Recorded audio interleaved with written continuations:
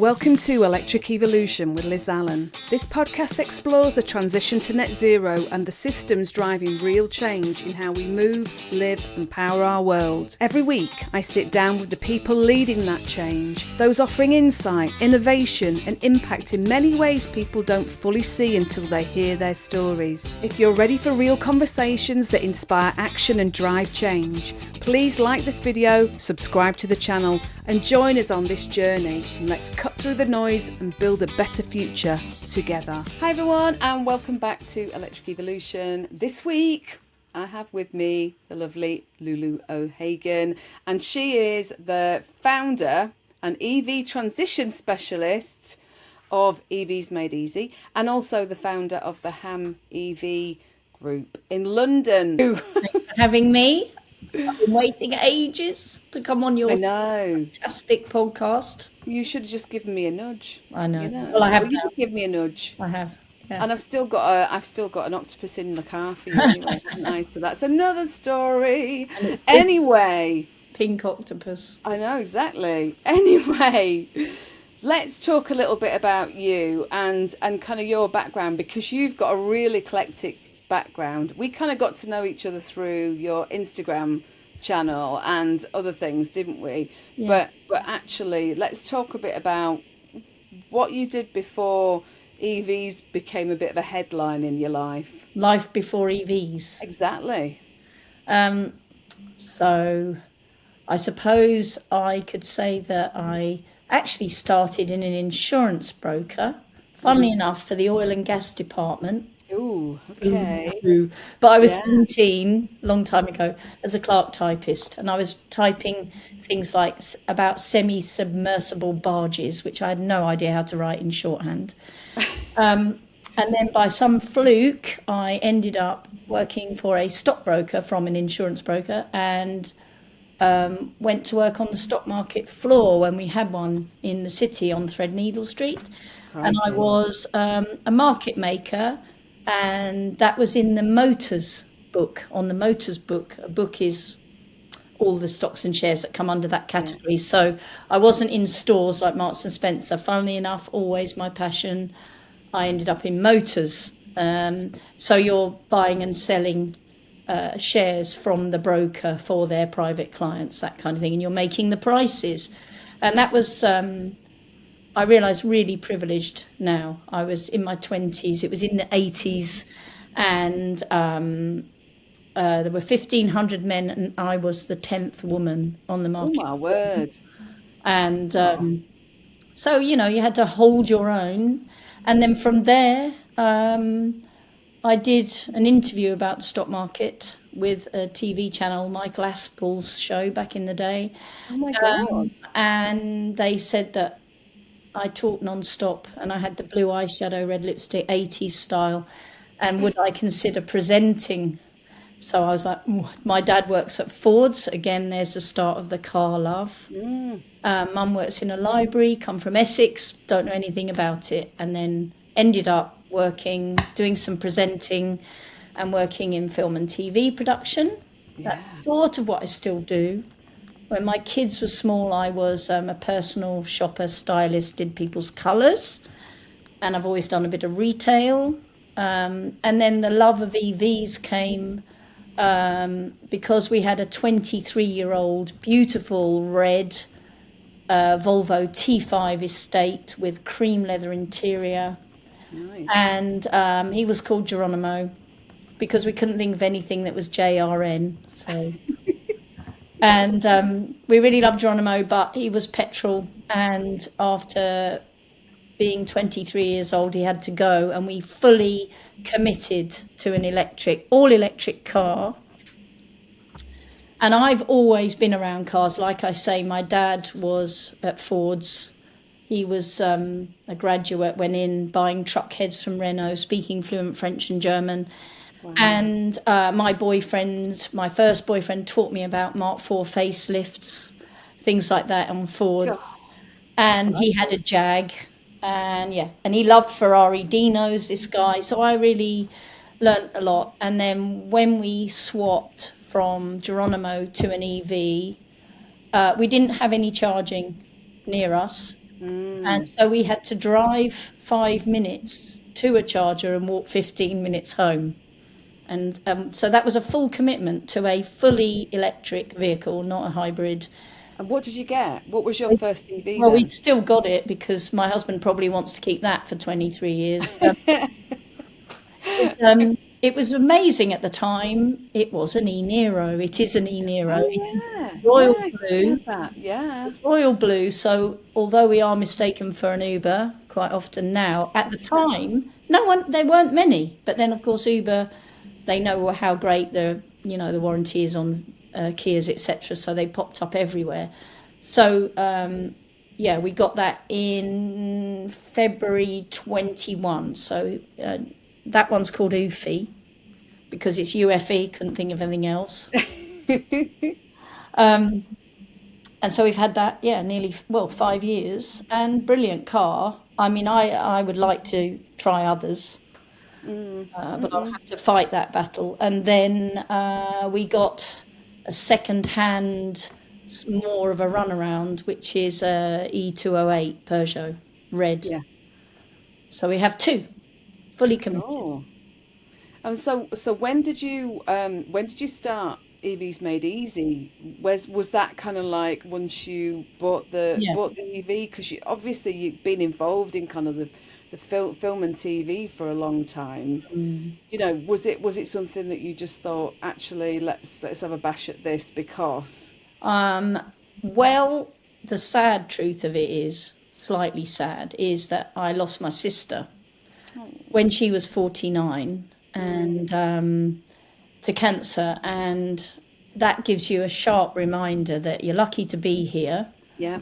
And you should get on with things. So as we'd got the EV and we were the only person in the street or anywhere around here with an EV, and because I wasn't doing much presenting, I haven't done any for a long time, I'm always in the production office or doing drama rather than light entertainment. I've done lots. I've floor managed the Big Breakfast, worked on Sky News, all sorts of live stuff. And I like live rather than with a drama, you take one, take two. So I just decided when my sister went that I should just get on with it. And because no one knew about EVs, I know there are people who've been around it a lot longer than me, but for me, 5 years ago, really, no one I knew, no one in my circle, remit, anywhere. So I thought I would talk about it on camera to explain it to people, to make it easy, to help people transition, really. And I had my soon-to-be son-in-law is a cameraman in film and telly. He wasn't working. So we went out and we did Word Wednesdays where you were debunking the myths of what range anxiety was. Then we ran out of words for Wednesday, so we stopped doing that. We'd done all the myths. So that's why I started, really. And I don't do enough, but I really love doing it when I do it. And I know it has helped people. I know there's even a guy who actually, it's sort of a name drop, but not really. But he was one of the line producers on Ghostbusters. And oh my God. He clang. We know him, but I don't see him socially. But he told my husband when they ended up working on a job together that he had watched some of my videos, and that helped him when he got his EV because he hadn't had one before. And I do get bits of feedback like that, but I feel like I've told as many stories as I can about how to plug one in, all the different options. There's more to tell now on batteries and things like that, I know, and how they've gone up in their what's the word, on the range. Yeah, in the range and what they're made from and that kind of thing. There are always more stories to tell. But for ease and making it easy for the general public, I think I've told those stories quite well. Because it's not easy to get your head round, is it, really? Kind of, if you've had an EV for a bit, like you have and like we have now, when I started this podcast, we didn't have one. and talking to people like yourself made things so much easier. But even then, it was still a bit, I've talked about this before, it was a little bit difficult. I remember, somebody bringing a little low loader, swapped the EV for our Golf, and I cried as it went down the road. Oh, what am I going to do? Oh, what am I going to do? Why were we doing stupid things? But, but actually, after all that, I now would never, ever go back, unless I had, and well, I don't ever want to. So I think it's, I mean, you hear it all the time in all the things that you attend and I attend and what we listen to. I think very few people go back. I only know one person that went back, and that was because of where we live, really. It was just quite hard at the time that she went fully electric to charge. And so she went and got a petrol version. She had a BMW iX thing, and then she went back to a petrol BMW. She's still my friend, but it was hard. I'm surprised. Yes, I was going to say. But not many. Most people, once they have a go. I've got because as you know, I run this Ham EV group, and so when I first. I spent from April 21 to May or June 22 writing to Richmond Council to lobby them for a lamppost charger in my road, because I live in a flat. I don't have parking my side of the street, so a gully wouldn't help. Not that existed 5 years ago. And so after 13 months, I did get a lamppost put in, and they put one round the corner as well, charging. And from that, I started an EV group because one other guy kept showing up, who's still part of it. And there were 4 other chargers in Ham, lamppost chargers, but permanently iced, which still people don't know what that means. So I will obviously say iced means it was internally combustion engined, which means that a normal car is blocking your flipping space to charge. Yeah. They were permanently blocked. So the 2 in my roads just around the corner were very popular, and they started to increase the usage. And rather than rely just on ZapMap and Electroverse, I started this community. So we have postcards, green postcards with a little logo on, and if it gets iced or if an EV that we don't know goes on it, we put the card on and it says welcome to the Ham EV group, and then brackets, if you're not an electric vehicle, kindly notice that this is a charging point. And then people join that way. I just put my email, EVs Made Easy at Gmail, and they join. So we've now got like probably just under 30 members. And now we actually have bollards and things rolled out across the whole of Ham. So we've gone from 6 charging points only to I don't know how many. So that makes it a lot easier, but you still have the little bollards. People don't notice the blue light. They're constantly iced. But with my road, we talk all the time and we share information. And if someone's really desperate, they'll say, I've only got this much left. Can anyone jump on? And even this morning, 2 new ladies have joined, and one lady had put, so we say things like off my road Simpson, off Simpson, or on Simpson, off Simpson. That's all you write in the group, so people can just look at a glance. This lady wrote that she was on a charging point and wasn't coming off it because there was nowhere else to park anywhere near. But she said, if anyone needs it, I'll move. So it's all about collaboration. Do you know, I really like that. And actually, like you say, being in flats and things like that, just talking to each other and having that group would make a massive difference. All the times when people kind of go, oh, because I know there's one specific person in the sector who doesn't like cross pavement. I know it's not appropriate for you, but it's not one size fits all, is it? So, and we've got lots of Uber drivers who've joined the group now who really rely on the charging points because they're in flats. And so, and also I had a 73-year-old man join the group, and he'd never driven an electric car before. Good on him. And he had an E208 like mine. So he messaged me and I went round. I knew him vaguely. I went round, I had to go in the car with him and I showed him how to plug it in. And that's for everybody. Obviously, that's been going since 21. So most people who've got electric cars have much more clue about them, but there is still this element of help if needed. Which I think is fantastic. In fact, you know what? It's just reminded me, I need to share with you, if this helps. So about 2.5 years ago, we put together an EV charging guide with EVA England, and I updated it a few months ago. So I will share it with you if it's helpful. Okay, Because we had it sat on our website for ages, and then our website changed, and now we've got ChargeWise. So it's kind of things are changing. So I want to try and make sure that it's just not sat there, because anything to help people, same as you. I think actually the fact that you went round is fantastic. It's kind of, I might have said to you, and I said this on the podcast before, there was a couple last year who didn't know the difference between a hybrid, a plug-in hybrid, or an electric, and they were getting no help from their dealerships. So, and me and my husband got talking to them, because my husband worked with the chap, and actually I spent time, because I wanted to spend time and actually help them understand it, and they picked up a Volvo, an electric Volvo, in December. brilliant. And it was just that to me is, It's very rewarding. it is absolutely, and you'll have that, won't you?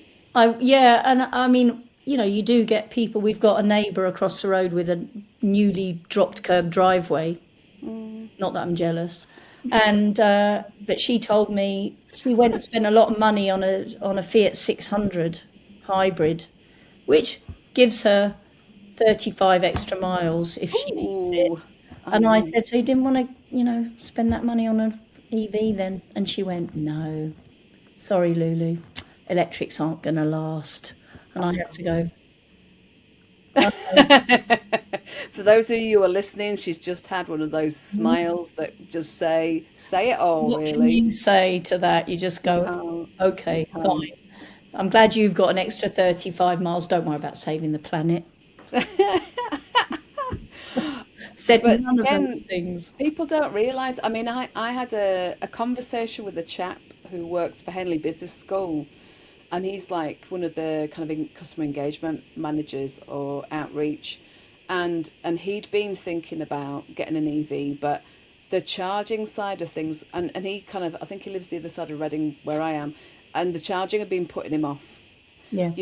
and his mum lives in Wales, so I was kind of talking about what we're trying to do with ChargeWise, and also trying to just give him a little bit of a helping hand with regards to understanding how it all works. It might take him a few months to get to the point where he buys one or whatever, but It's just that thing of what I would give for a driveway and my own charging point. If we've managed for 5 years from our flat with an electric vehicle on lampposts and whatever, and obviously we've driven to Amsterdam, we've used electric and done the whole drive to Amsterdam to the Everything Electric show. We don't just do we don't do a 5-mile circuit. We do use the car, but on a day-to-day basis, we often just rely on that lamppost out there. So, and if I had a driveway, I wouldn't even have to think about charging. It just wouldn't be my issue at all. So depending on how many miles you, I mean, we are lucky, but we don't live in London. So, and we have got a driveway, but I still need to use public charging. yeah, cool. What, you haven't got a home charger? No, we have. Yeah. We have. But I, it's like when I When you take leave, my yeah. son down to Exeter Uni Yeah. at this time of year, so we're talking in February, at this time of year, we can probably get about 145 miles, 155 out of it. But it's 145 miles to You need to Exeter. get a 350-mile range car. What are you on Well, about? it's all financial, isn't it, really, when it comes down to it? It's one of those things I would Yeah, love yeah. to. Yeah. But I was going to say, just going back to, kind of the things that you've been doing to help people. Mm. What are the biggest myths that do, like you said, you had the Wednesday words. What are the biggest myths that you've kind of, other than your neighbour across the road thinking they don't last? Mm. What are the ones that have kind of come up and you've gone, oh my God, that's still happening. People are still thinking that. Um, well, she said electrics won't last, as in the idea of them. So it's even worse than they don't. So Okay. the biggest concern tends to be battery still. How long the battery's going to last. So even if you can convince them on range, they'll say, but how long? And how long is a battery going to last, though? I might want to keep my car for 20 years. And the other thing is the thing that they question is how the batteries are made. Still, are children digging minerals out of the ground? That one. So it's always usually about the battery. Of course, charging is just standard. I think for anyone that's not sure about them, they're always going to question the charging and the range. But the one that does tend to come up is if I did get one, I might, I'm not someone who changes my car all the time and then I've got this battery issue. I tend to say, actually, we don't know yet how long a battery lasts for. They say 8 to 10 as a guide, but we don't know, do we? They could go on for 15 years. Well, I think they go on for longer than that. Yeah, it's Yeah, I think unproven at the depends moment. on yeah, it depends on the age of the car and stuff. But I know that, kind of the degradation on the batteries in a lot of vehicles is quite small, and ours has Yeah. done. I don't know about what yours has done, and ours is a 2021, and it's done about 40 odd thousand miles now. But I can imagine it's not. Has it changed much? Have you I noticed? don't think so. No, no. I mean, we probably need to kind of do one because you can get clear what and other tests and stuff like that Mm.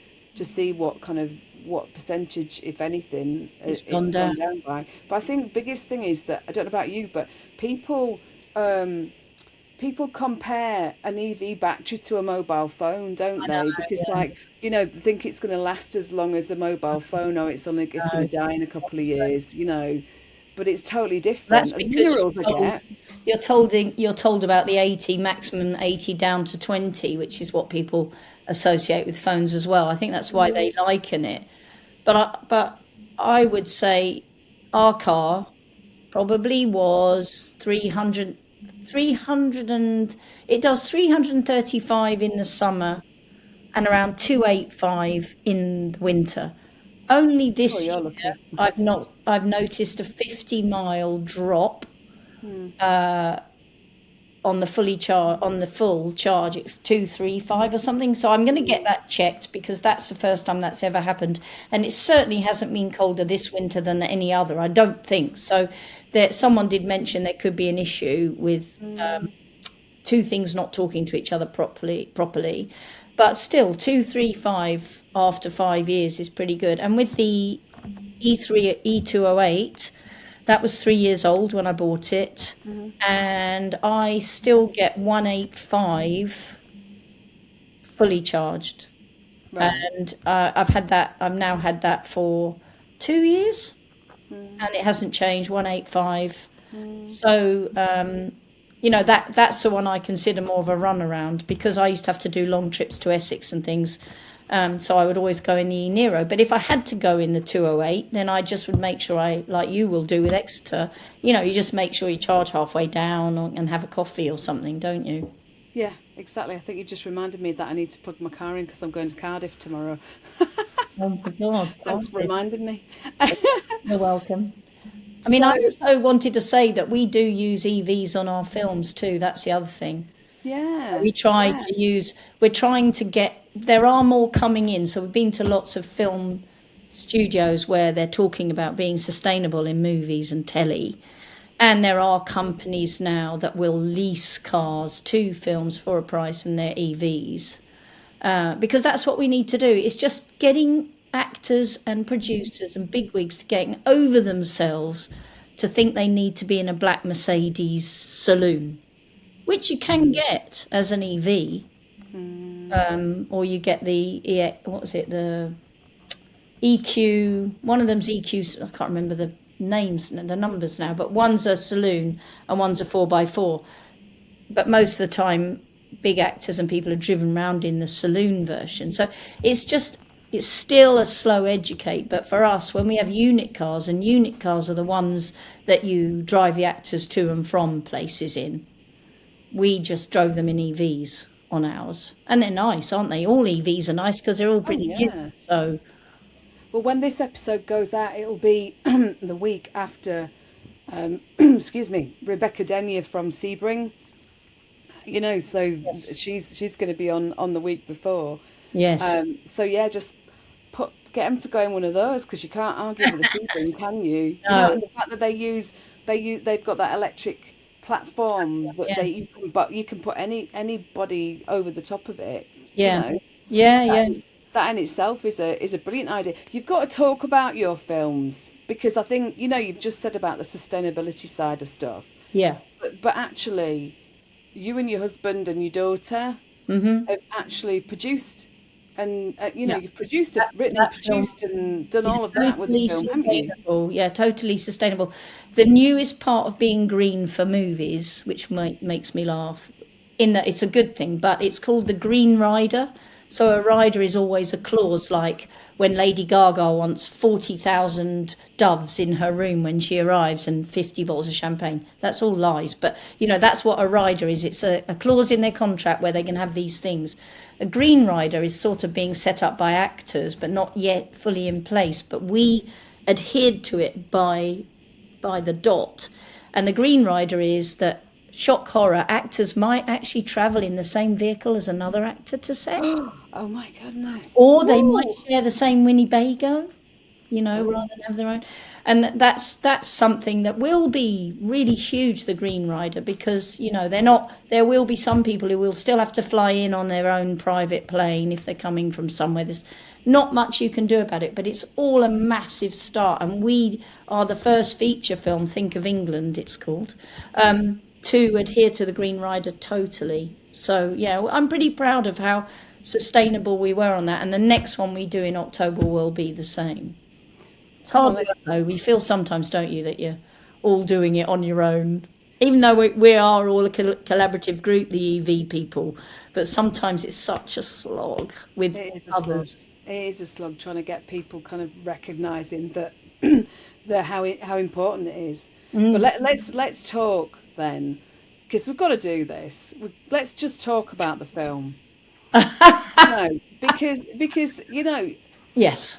How did it come? How many films have you done? How did it come about? How did you decide to be? You know, was the sustainability side part of what you've been doing? Because you know, because of the EV side. Yeah. What?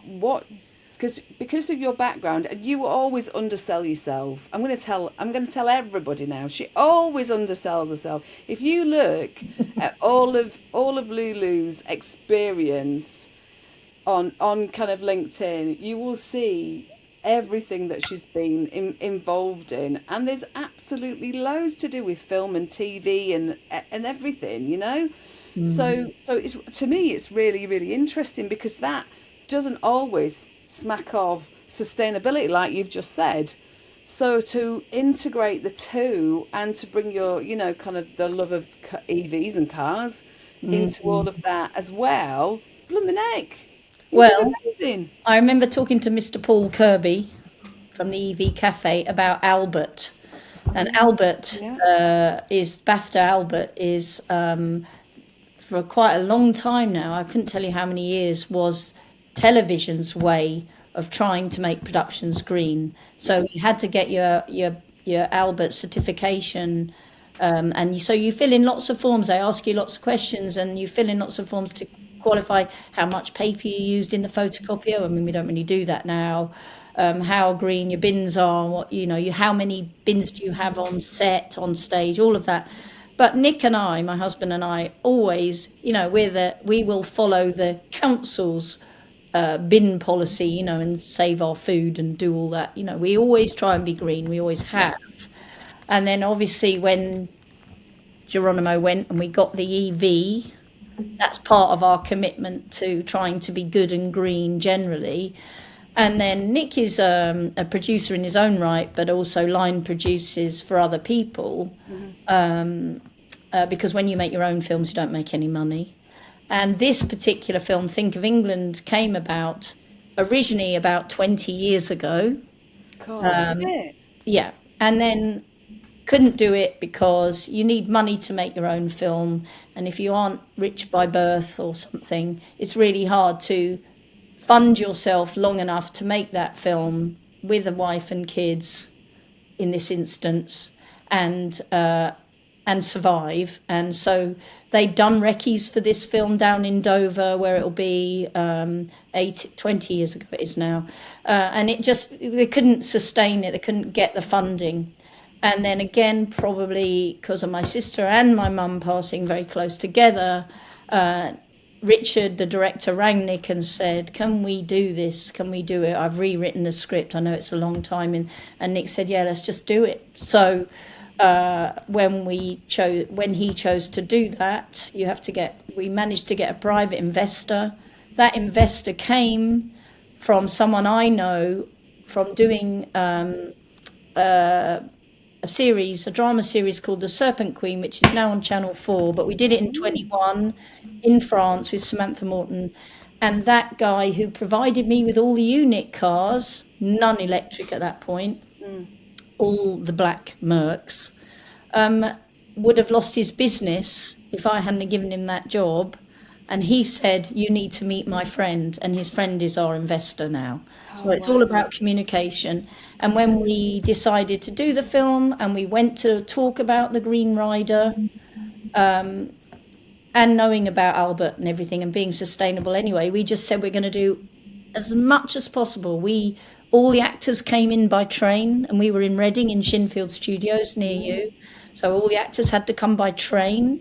And when we drove them around in our own personal EVs, and then we hired two E-Neros as well. And the film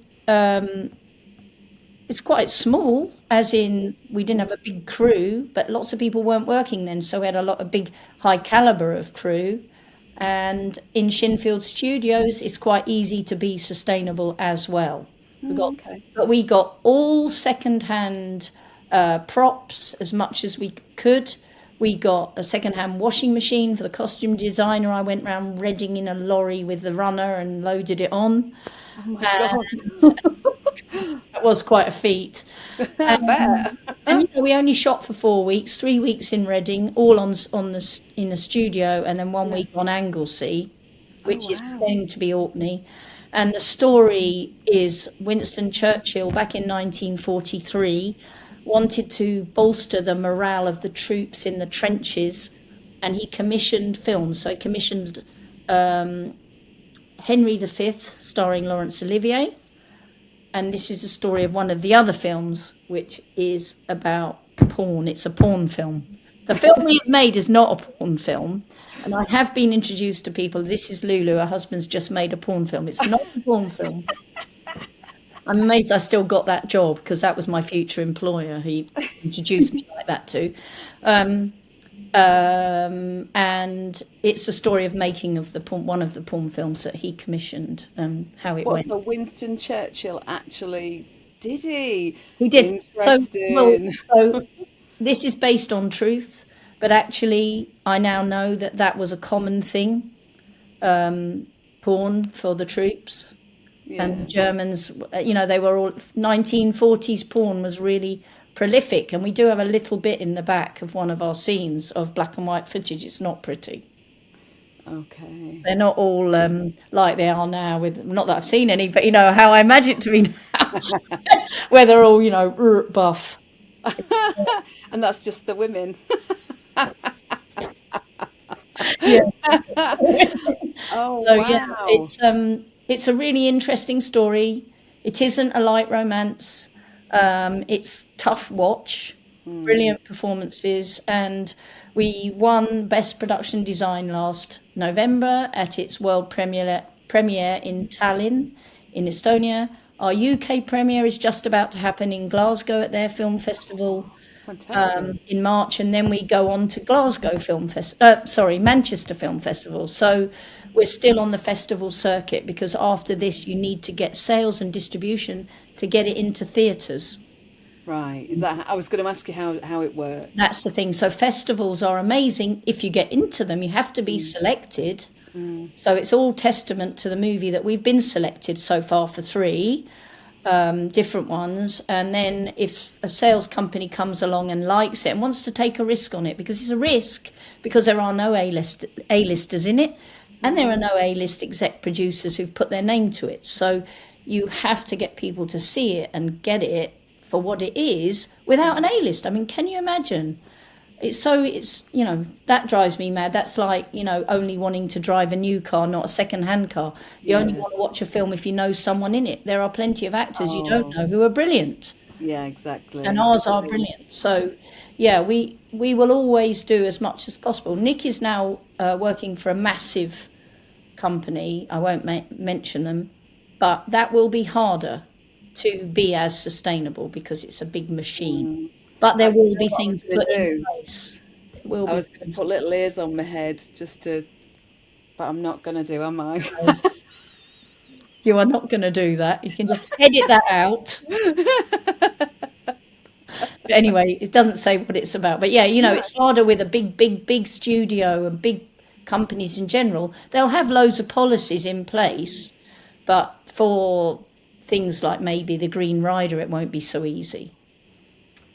But did you say you've also got another kind of film sort of in the offing? Yes, that one, again, we need to get investment. This one will be much more money. We did the first one for less than $1 million, which is why when people say they had a low budget film for $4 million, you think, if only. That's a bit like me wanting a driveway and a charging point. And yeah, so the next one we're working towards will be in Dover again. That's where it should have been, and that's where it will be. And that one we've got to get investment for again. And it will be more commercial. It's not as original. It's original, but not as original as the porn movie. I know what you mean. Oh my word. I'm going to ask you another film question then. So, if you were going to make a film about EVs, what story would you like to tell? What do you reckon? As in, if you were going to make a blockbuster about EVs, or even just a little bit of a buster or a block. Well, you obviously have to have flipping A-listers in it, because otherwise it won't be a blockbuster. And I would think it would have to be a bit like Formula One with Brad Pitt. It'd have to be a movie where everyone drives really far in their cars with not much charging, or with normal charging, and still survive it. So, it could be a car chase movie or something like that, but it's all with EVs, which will be interesting because they'll be so quiet.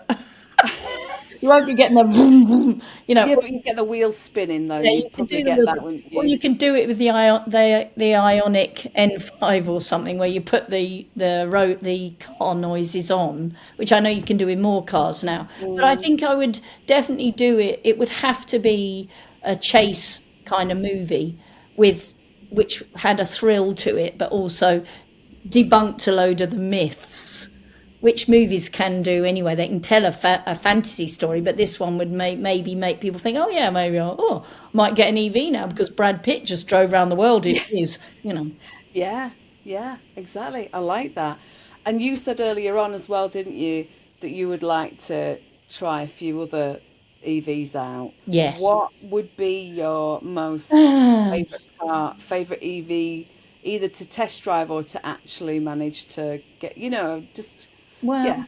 for a few days or something? I like the Volvos. I like the EX30 and the EX60, is it? I love the Volvo. I like Volvos anyway. Not a Porsche then? You don't want any of those? Was it a Cayenne? Taycan. Yeah, I would yes, I would. And in fact, my friend has just bought a 4x4 one. The My, I can't remember what you call it, but the 4x4 Porsche, and that is beautiful. I made him take me for a spin in it. He wouldn't let me drive it, and that is really beautiful. I would like Porsche or a Mercedes. You know, the high-end ones would be lovely. I can't fault the e-Niro on comfort and quality, and I deliberately got top of the range, the 4 Plus e-Niro, when we got it, because it's got JBL speakers in it. So, you know, I like, that's the Essex in me, isn't it? I really like all the stuff. You're going around the streets with it all pumping out. Yeah, and if I want to annoy people in my road, I come home with it. Oh, she's in the mood again. Oh, it's the Have you people heard who- that music? It's the people who ice my bloody lamppost, I do it. But Yeah. I would say you're right to say a Porsche or something. I was being practical then, like, You've been very good, actually. well, I was thinking what I would change our car for on a practical basis. But yeah, give me, I mean, I love the Genesis. I love the Genesis cars. And actually, there was another car that I really liked, and it's not being made anymore. And I think it lasted a year. And there is one in Richmond. I've seen it. I've just forgotten what it's called. It was out the same time as the Genesis, and really expensive and beautiful. And it was one man that had developed it, but it went out of production within a year. I don't even know. Blooming egg. Yeah. Actually, that's why you're thinking, though. Let's go back to that EV film. Who would be your leading man or leading lady? Right. Well, he's not really tall enough for me, but I love Cillian Murphy. I love him. Oh, yeah. I really love him. Okay. Do you think he'd be good behind the wheel of an EV, though? You know, He's what got do you those reckon? eyes. Yeah, it wouldn't matter about his height when he's driving. You just look at his eyes. So yeah, it'd be Cillian Murphy. And what about a woman then? That's more difficult, I suppose, because I had Julia Roberts just pop into my head because of her long legs kind of getting out. But I mean, you know. then if they were going to be a couple, they'd get out the car and he'd look a bit ridiculous, wouldn't he? I can't be upsetting Very Cillian. true. Cillian's the only person in a long time where I've actually kissed his photo because I love him. Who would I have as a female actress? I will say to you that if I'm having him as an A-lister and a non-A-lister, then I would have Natalie Quarry, who is our leading lady in Think of England, because she's 28 now and she's a rising star, and I think she could absolutely handle something completely different like that. She's starting off her career really mostly now in Call the Midwife. She's on it. Oh, is Then she? she's doing ours, which is wartime, and she, really brave. They have to take their clothes off, and it's really heavy, and she's done that. So I would love to put Natalie in the driving seat with Cillian as his younger model, and her be really brave and ballsy and like out there, which she hasn't been able to do so far for us. Oh, you'll have to share. When this goes live, you're going to have to share this with her, because I think,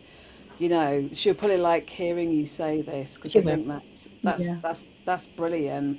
Yeah.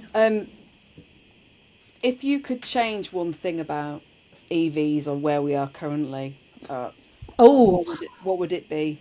it would be to standardize the pricing so that it doesn't change so it's standard, and if you standard everywhere across the country, like petrol sort of is. I know petrol can be 1 or 2p different, and yes, if you go to a motorway you expect to pay 5p more a litre for your petrol, or 10p worse. That's the thing I would change. I would just have it all the same price, and then if for some reason electricity pricing goes up, then it all goes up a bit. But now you can look at your Electroverse, that map, whatever, and you know that in different places you might be paying double. So, I know places that have gone from 30p a kilowatt on a lamppost somewhere up to, I think, 59 or something like that. So I don't mind. It will always be better and cheaper to drive an electric. I've listened to lots of things about that, even despite the cost of them. That you can get a second-hand one. But I think standardization of the charging price on slow charging, and maybe also for slightly faster, like the 22 kilowatt ones, 22 kilowatt hour ones. That's what you should do. It's so boring that when you turn up somewhere, it's a different price again, a different price again. You know, I just don't Or also you understand. don't know. Sometimes you don't actually know the price, do you? Even though it's supposed to be shown. And So also, it's it's quite frightening when they take 25 quid off, you know, and you think, why are they doing that? It's never happened that I've not had that back, but that is quite often. You don't put your petrol in your car and it charges you 25 quid, but you might only want 10 quid. No, I just don't it's because it's something a bit lawless about electric charging at the moment. There aren't any rules in place, it feels. I mean, you do have this pay at pump, don't you? You know, so you've got pay at pump where if you do, it has a £99 pre-auth, but it What? automatically, well, it does, yeah, it kind of, it's been on for a while. So if you actually go to like, there's a local Esso garage near to us and it's been there for some time. But if you choose to pay at pump rather than going into the kiosk, it'll do like, you have to tap first and it will give you a free. £99? But then it only does it, and then at the end of when you've filled the car up, and bear in mind this is a while ago, it automatically offsets. But I know Sarah Sloman and Pay Through, they're making kind of movements towards trying to make make that payment procedure, the pre-auth side of stuff. The whole thing about tariffs and the change in the fluctuation, that's a bigger situation, isn't it? Yeah. But like I say, the pre-auth, that's why I always use Electroverse, because you don't get that pre-authorization fee. And also with Electroverse, you get partnership deals, don't you? Some people, Discounts. but you can Yeah. choose. You don't have to just use those. Yeah, I Yeah. mean, really, I should, because I love doing my EVs Made Easy and things, I probably should go to more events, as you said before, go to more events and talk about it more and do some more cutting together of some nice pieces, because there is so much. There's And always you know going to be exactly what you're doing. You know exactly what you're doing. You know, so rather than us amateurs kind of putting our face to camera, and you've done it before, you've gone, that person's not stood in the right position. And I'm like, well, just go and tell him then. Hold She's on, looking all you're making shocked. my halo slip a bit. Yeah. Oh, goodness me. Well, look, so final question. If somebody listening or watching is still on the fence about driving electric, moving to electric, what would you say to them? I'd say have a go in my car if you want. I'll insure you on it and you can have a go in my car. Or I would say, I don't know really because I haven't done it, but I would say surely you're allowed to. Can you have a car for a week or something from a salesperson? Or are you only allowed it for a day? Because I mean, you could lease one. You could lease an EV just to try because it out, but you'd have to yeah, pay. Some you of them can't. do long test drives, don't they? Like 48-hour ones. Yeah, because otherwise most people that say rude things about EVs haven't really driven one. So the way, if someone asks me, I have said it to people, I have said to people, have a go in mine, because the only way you'll know is to drive it. That is the only way. You can't always convince them because it's a lot of money they're outlaying, even if it's second hand. It's a lot of money to go when you've just been comfortable with you filling it up at the. It's the experience when you get in. And I remember the thing that really struck me that I didn't know was going to be a thing was I'd had it for about 3 days and I was waiting for Nick to collect him from somewhere on a side street, Right. and I was idling and nothing was coming out. It was great. I had the seats on, the radio on, park, and it was all heated and lovely and not one bit of pollution coming out because it wasn't an engine idling. It was brilliant. It does make a massive difference, doesn't it? Yes, You it know, does, yeah. just So. just all the rubbish that everybody breathes in with petrol and diesel Because cars. So people yeah, do, I understand when it's cold, they keep it running to keep the windscreen demisted or to keep the car warm. They keep it running, and keep polluting. In an EV, you don't have to do that. I know. And do you know what? This morning, there was somebody having some paving stuff for, no, actually some bricks delivered next door, and there was a grab loader that had reversed into her drive and just left it running. And we could breathe. It just stunk. It was awful. God. So, Yeah. you know. You get more sensitive. You know what the thing is? Being an EV driver must be equivalent to being either an ex-smoker or a non-smoker. You literally can't stand any of that stuff anymore. No, I know. I think, yeah, you're right. But you also recognise that other people are being affected, aren't they? Yeah, Do you know what I mean? Yeah. So, but listen, on that note, I'm going to say thank you, Lulu. It's been so brilliant talking to you. You do need to go to more events. Everybody needs to see this woman because she's just the life and soul, and bounces around when she's not beating herself up. And didn't you say what episode number are we? You are going to be 180. That's the one. And you see, I'd forgotten already. Terrible. 180. Oh, listen, it's been amazing talking to you. Thanks for taking the time to do it. I was going to say, for everybody else, look, all of you watching and listening, please check out EVs Made Easy on Instagram. I'm going to share all of Lulu's links. Thank you. I will do more. I will do, taking Sarah Sloman's lead, I will try and do more on YouTube, but probably I won't. But I know I should. But you will be turning up to some events now anyway, so people will know exactly who you are. But listen, thank you. Thank you very much, my darling. And thank you to everybody else watching and listening. Like, subscribe, share, do all of those wonderful things, and I'll see you next time. Bye-bye. Bye. Thanks for watching Electric Evolution with Liz Allan. If you've enjoyed this episode, please like this video and subscribe to the channel.